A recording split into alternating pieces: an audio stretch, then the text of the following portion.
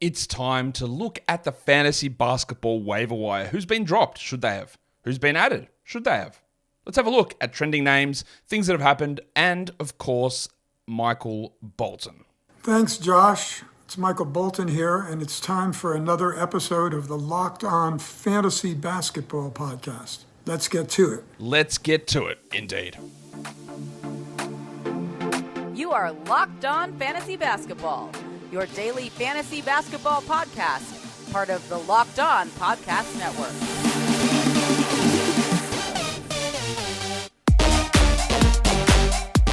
Hello and welcome to the Locked On Fantasy Basketball Podcast, brought to you by Basketball Monster. My name is Josh Lloyd, and he won't say anything. It's got to be a pigeon before he comments. I'm also the lead fantasy analyst at basketballmonster.com, and you gotta find me. Well, you can find me on Twitter as always at redrock_bball, on TikTok at redrock_bball, and on Instagram at Locked On Fantasy Basketball. Today's episode is brought to you by PrizePicks, the easiest and most exciting way to play daily fantasy sports. Go to prizepicks.com/LockedOnNBA and use the code in all lowercase LockedOnNBA for a first deposit match up to $100. Thank you also for making Locked On Fantasy Basketball your first listen every day. We are free and we are available on all platforms. We're here to look at the fantasy basketball waiver wire. So let's look at the fantasy basketball waiver wire. That's what we're ready to do. We're going to look at players who have been added, the ones that have been dropped, the guys that we can look at, some trending names, all that sort of stuff. I think you should know how it goes by now. And we will just start off by looking at some guys who I project to be top 100 rest of the way, who are available in over 20% of leagues. It's a very similar list to what we had last week, so we aren't going to spend too much time on it. Oh, I sound like Bob Catter. Draymond Green is back from his suspension. He is 21% available. He needs to be rostered in all categories and points formats. He's a top 100 player. You got to roster him. Simple as that. Don't make excuses. Oh, but he only scores 7 points a game. It's fine. He's got to be rostered. Herb Jones and Dan Gafford are both available in 22 and 20. Well, that doesn't sound right for English. Herb's available in 22%. Dan's in 21%. They are absolute category must rosters. For points leagues, I do believe you do want to roster them. They don't fall within the top 100, but I do think you want to roster them. Bud Hield, now that he is starting, he is a must roster player. That's how this works. If he moves back and plays 23 off the bench, then he's absolutely not a must roster player. For now, he's starting, so we'll grab him. He's 21% available. That goes for both formats. D'Anthony Melton's 24% available still. That makes me think that maybe 24% of leagues don't know what they're doing, but I don't know. I don't know what more we've needed to see from Melton, or honestly, from Herb or Gafford recently to suggest that they shouldn't be picked up, but they should. So Melton, if he's available, going at him. I am not particularly worried about Kelly Oubre returning and that impacting Melton, to be honest. I don't think that Oubre being there meant that Melton was going to shoot 32% like he did at the beginning of the season. And the last one is Bogdan Bogdanovic, who is 26% available. There is a little bit, I believe, of a short-term bump coming for Bogdanovic, not necessarily massive.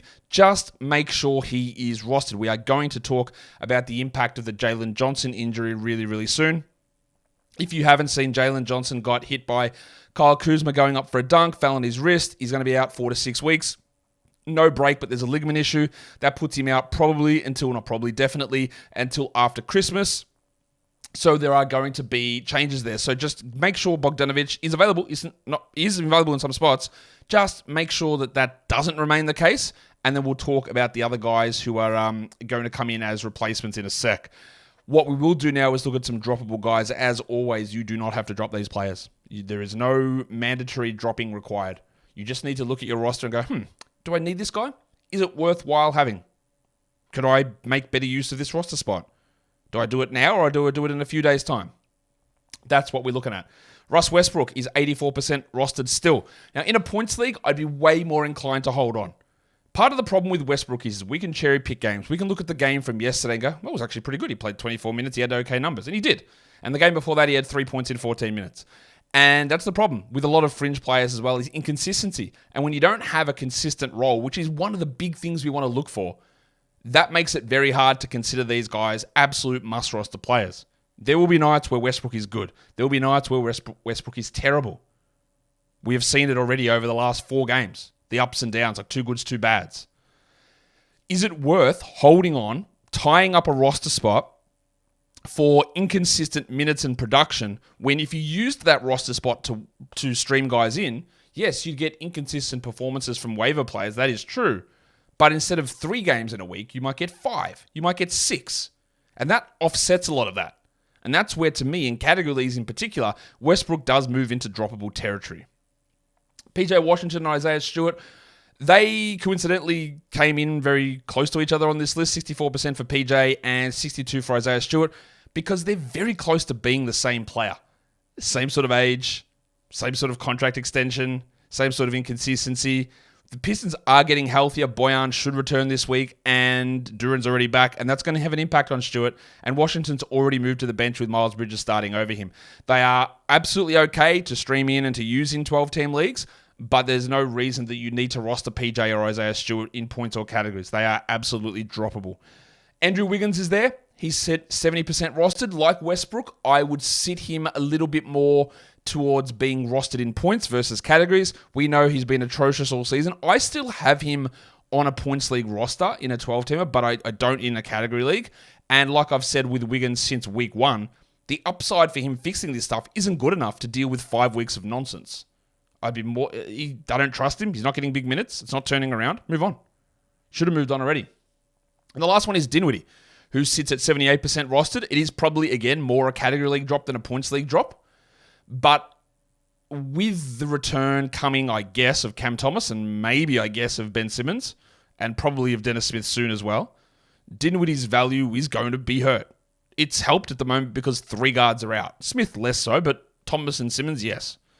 So if you're in a situation where you wanted to add a replacement from Atlanta, Bogdan Bogdanovic, Saddiq Bey, DeAndre Hunter, that's the order, by the way. If you wanted to add any of those players, then, and Dinwiddie was your worst guy, then you drop him. And again, it's always about in fantasy when we're looking at this point of the season, when we take a look at your roster, you might lose 1 to 2 games of better production, but getting a step ahead of a trend or getting a step ahead in a move, like everyone's going to be scrambling for the Atlanta guys, getting ahead of those guys, losing maybe 2 good games of Dinwiddie, and then he turns to shit after that. Well, it happens. It is worth doing that in a lot of different cases. Well, that's how I've found it to be. Now, today's episode is brought to you by Prize Picks. Prize Picks is the best, the easiest, and the largest daily fantasy sports platform in North America. It's just you against numbers. You're not out there battling pros. You're not out there battling sharks. You're not out there against thousands of people with salary caps. It's player projections that they put up, and then you just go more or less. That's all you need to do. You choose between 2 to 6 of those individual player projections. You put them into a lineup, and you can win up to 25 times your money back. You can do that through lots of different sports. It's so easy to do. The entries can be popped in under 60 seconds. You go look and see, like, here's Kevin Durant. He's sitting at 28 points. I think more. Or you have Tyrese Halliburton at 13 assists. And you go, let's go more. And you add all those together. Or maybe it's Dylan Brooks, 15 points. You go definitely less. Put them all together and then see how it all comes out. So go to PrizePicks.com/LockedOnNBA and use the code LockedOnNBA for a first deposit match up to $100. That is PrizePicks.com/LockedOnNBA. The promo code is LockedOnNBA and you get a first deposit match up to $100. PrizePicks is daily fantasy made easy. An update on schedule. We did a week 6 schedule yesterday and we talked about how there's no game on Sunday. That is true. There is no game on Sunday. But what I wanted to give you is a heads up for week 7. The in-season tournament week. Now, I said I wasn't going to bring this up, but this is something that I haven't brought up yet. In the in-season tournament week, every team plays 2 games. You know this already. Thankfully, I hope you do. Every team plays 2 games in the in-season tournament week, week 7. But did you know that on the weekend of week 7, the Saturday and Sunday, there is 1 game? And it is the in-season tournament championship game, meaning that Saturday and Sunday of week 7 has no fantasy games at all. So all of the action, all of everyone's 2 games is pumped in Monday, Tuesday, Wednesday, Thursday, Friday. There's a lot of games on the Friday. There's a lot of games on the Wednesday, I believe. And then Monday, Tuesday, Thursday are smaller volume days for the tournament games. We'll talk more about this in the week 7 schedule. But be aware, this is how the schedule plays out. 0 games of Sunday this week in week 6. 1 game in Saturday of week 7, which is the in-season tournament championship game, not fantasy relevant. 0 games on Sunday in week 7. So that's 2 Sundays in a row with 0 games on. 2 Sundays in a row. All right, be aware of that. Just wanted to make sure you knew about that. The most added players over the last 48 hours. Number one is DeAndre Hunter, up 48%. Now, this is one of these things where an injury is bad news, obviously, but we've been talking about the Atlanta Hawks schedule all of week 6, saying they had one of the best schedules. So looking at Saddiq Bey, looking at DeAndre Hunter made a ton of sense because they had the weekend back-to-back and the 3 low-volume days throughout the week. And the only other team that had that were the Cavs, and the Cavs didn't have any good stream options, really. So hopefully you're able to grab Hunter and grab Bey, because if you did, it's going to work out pretty well considering the Jalen Johnson injury. Like I've already said, the preference is Bogdanovic, and then Bey, and then Hunter. So DeAndre Hunter's up 48%. Some of that is Johnson related. That's what she said. And I'm not even talking about Saddiq Bey. Some of that is Johnson related. Some of that is back-to-back related. So DeAndre Hunter's been added. I would much prefer to grab a depressed penis than DeAndre Hunter, but they're your options. Now, the other guys, they've been running the tightest rotation ever. Like 8 guys, sometimes 8.5 with like 6 minutes of Wes Matthews. So someone's going to have to step up. Do they expand it out and give Wes Matthews, Garrison Matthews, and AJ Griffin minutes?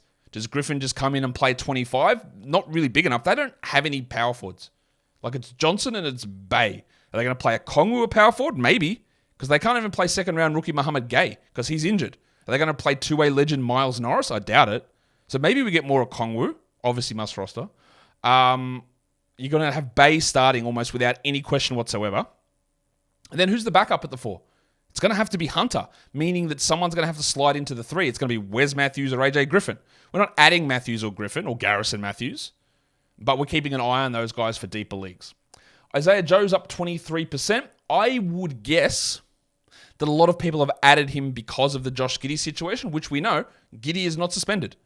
I don't know what is going to happen with that. The NBA is investigating it, but the comments from Mark Dagnall yesterday were like, basically it insinuated that they're like, we're happy with him playing because we know the details of this case and we actually think it's fine. So that's a lot of me trying to editorialize that, but that's how I read that. I don't know, because again, with all this stuff, it's a social media account put this out. The girls in the pictures are different, and we don't know ages, times, nothing. We don't know anything like that. I'm guessing the Thunder and the NBA at this point know more than us. And the Thunder were like, we're happy and comfortable with him playing. Now, more stuff could come out, and he could get completely wrecked and suspended for a very long time. He could get charged. All of this is possible. But at the moment, he's not. He's playing. So Joe is fine, right? We know what he's going to bring you, points and threes. But this, and it helps that Jalen Williams is out as well. But I think that a lot of people grabbed Joe just expecting that an automatic suspension was coming for Giddey. And that just usually isn't how the NBA works in this scenario.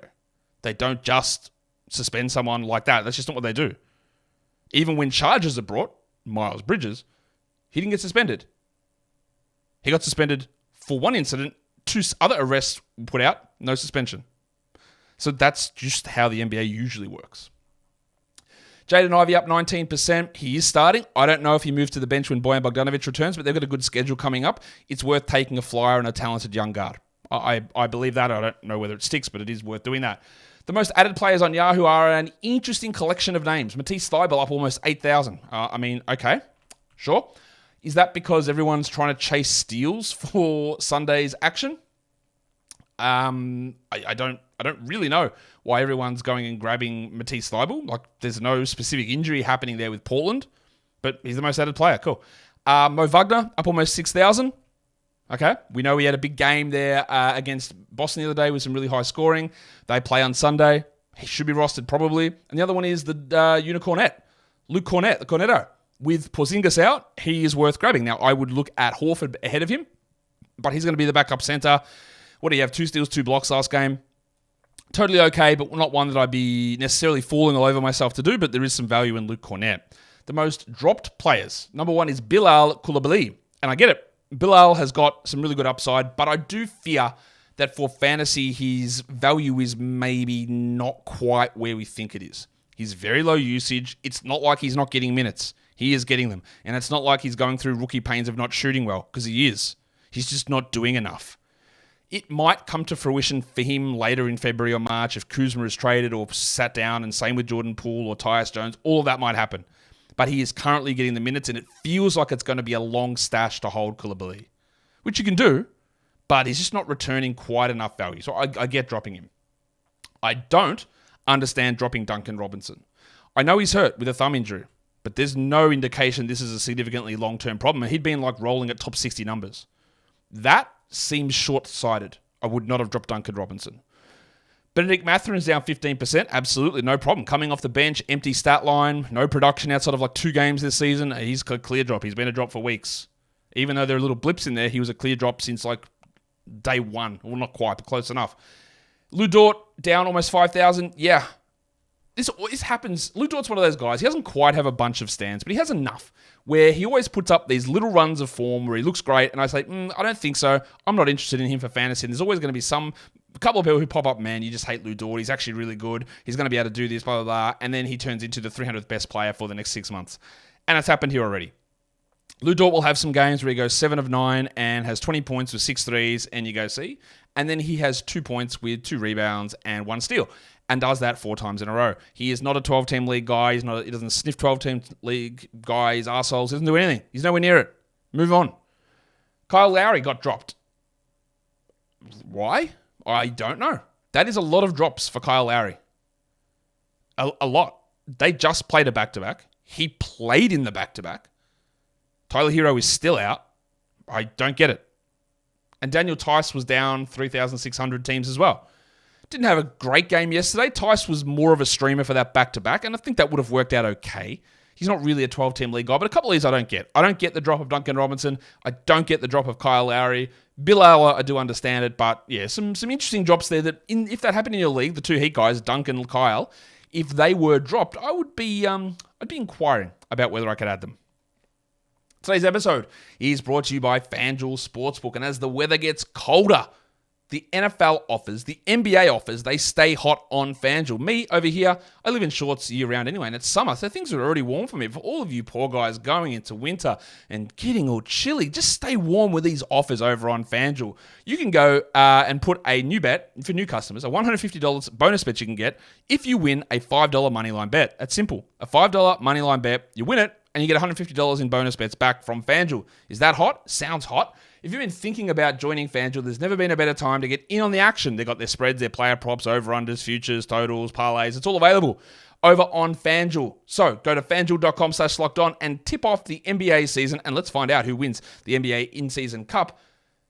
FanDuel, official partner of the NFL, and don't forget to gamble responsibly.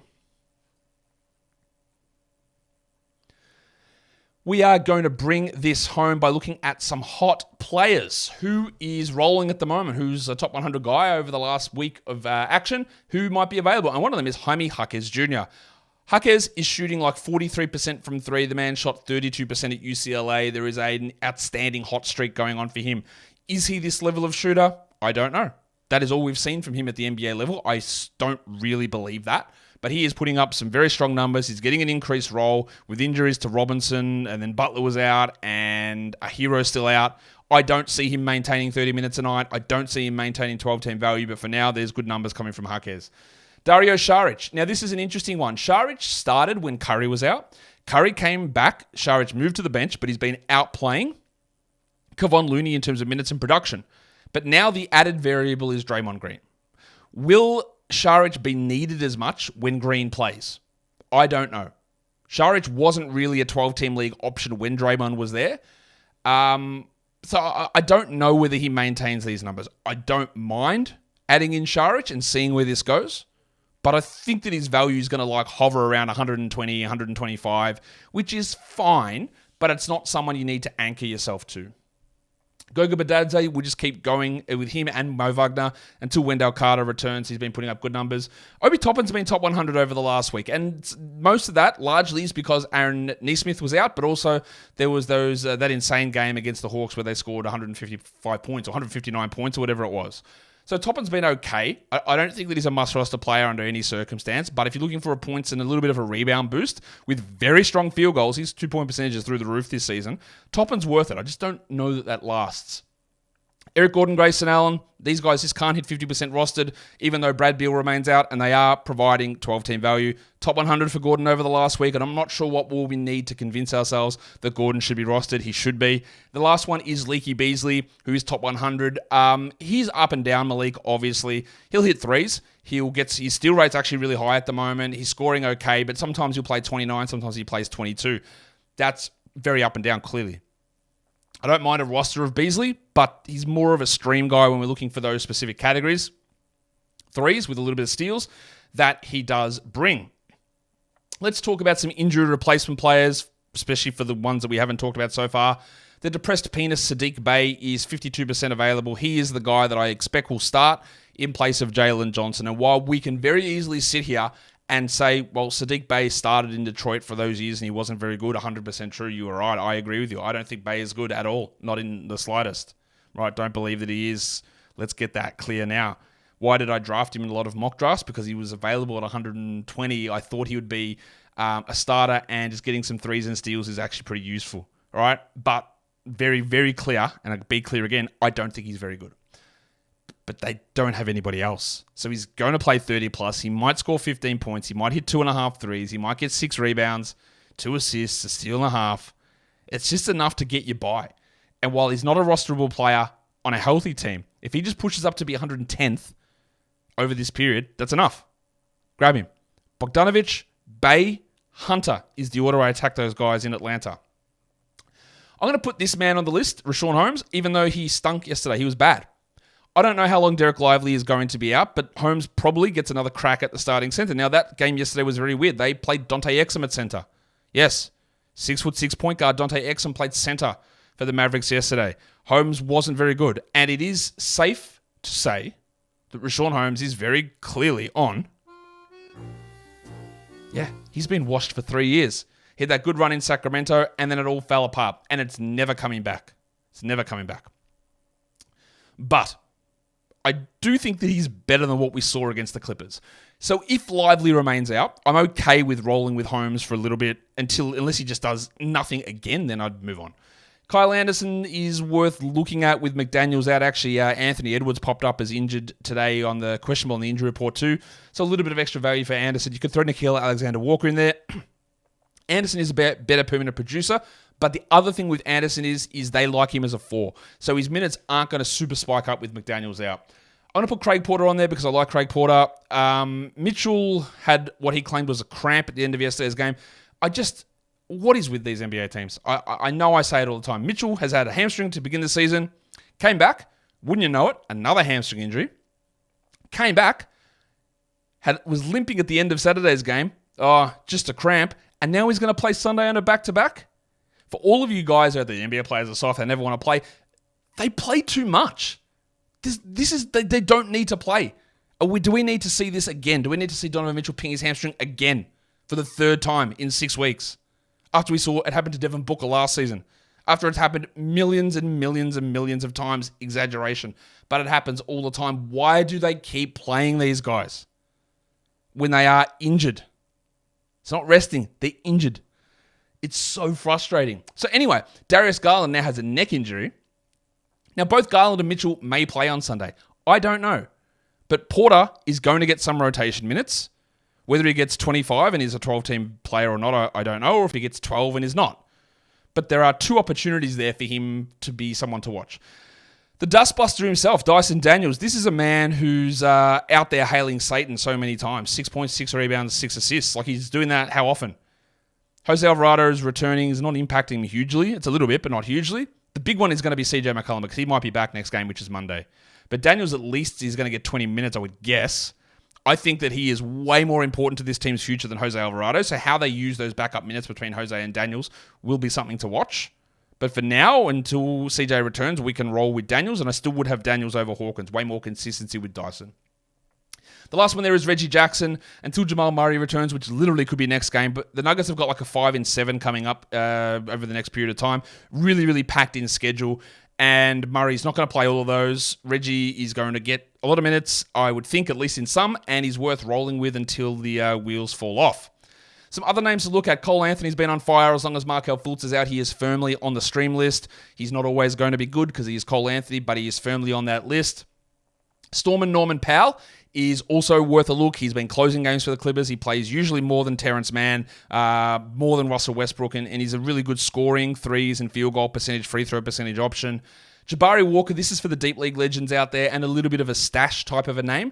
Walker, at some point when Jeremy Grant gets his annual knee issue in March, Walker will start. Walker will be top 75. That is a longer-term stash, but even now he's putting up okay numbers. Kelly Oubre, I put his name there because he's available in 41% of leagues, and he is a chance to return this week. Oubre's stock was dropping before the car accident, and we saw what he was doing early in the year. Now, people always will criticize me, Oubre. They go, nah, Josh, he does way more than just score. I don't believe that he does. He scores, and he was doing it at an elevated percentage. Sometimes he gets steals, but he's a rebound black hole. He's an assist black hole. His free throws are all over the shop. His efficiency's all over the shop. He requires a lot of minutes and a lot of shots to be really useful, and I don't think he gets all of that. That saying, I would grab him if he was available now, but I don't expect that he maintains any level of top 100 numbers. And the last one, just to keep an eye on, is Chris Dunn. Chris Dunn started last game for the Jazz. The Jazz went hard. Like, there was no Clarkson, there was no Markkanen, and they just said, right, we're starting our guys who care. So Dunn started, and Fontecchio started, and Omer Yurtseven started. Now, I don't think Yurtseven's going to start. Kessler's back, and he'll get that spot back. Is Dunn going to stay in the starting lineup? I don't know, because Colin Sexton and Horton Tucker off the bench played pretty well. So I just want to watch that scenario, because if Dunn did start over Clarkson, very much doubt it, but Clarkson also could miss another game or two, then Chris Dunn is a really strong fantasy per minute producer. That's just a very deep sort of watch scenario, but keep an eye on it. And I just want to throw three names out there if you're talking long-term stash. We talked Jabari Walker already. I want you to pay attention for deeper leagues for March. GG Jackson in Memphis. I don't think Memphis is going to be able to get back into the play-in mix. I don't. They're bad, and I think they might be too far out. So I think that they will give GG a big run later in the season. And in Utah, I think they are also bad. So I would be watching first-round picks, Bryce Sensabaugh, who I think is actually going to turn out to be a steal in this draft, and Taylor Hendricks. I don't know what they do with John Collins. If I was them, John Collins wouldn't be anywhere near my future plans. My future plans would be Hendricks. And I would want to see Hendricks play 27 minutes a night down the stretch. And I would want to see George, Sensabaugh, Hendricks, Markkanen all play together. I don't know that they will, but these are just names to watch on teams that are not good, who have opportunities for Hendricks, Sensabaugh, and GG Jackson coming down the stretch. Names to just remember. We haven't seen anything of them in the NBA yet. Just some names to remember. And that, guys, will do it for me today. Don't forget to follow this podcast on Apple Podcasts, Google Podcasts, Spotify, and on the Odyssey app. And if you're here on YouTube, you thumb that up and you leave your comments down below. Guys, we are done here. Thank you so much for listening, everyone. See ya.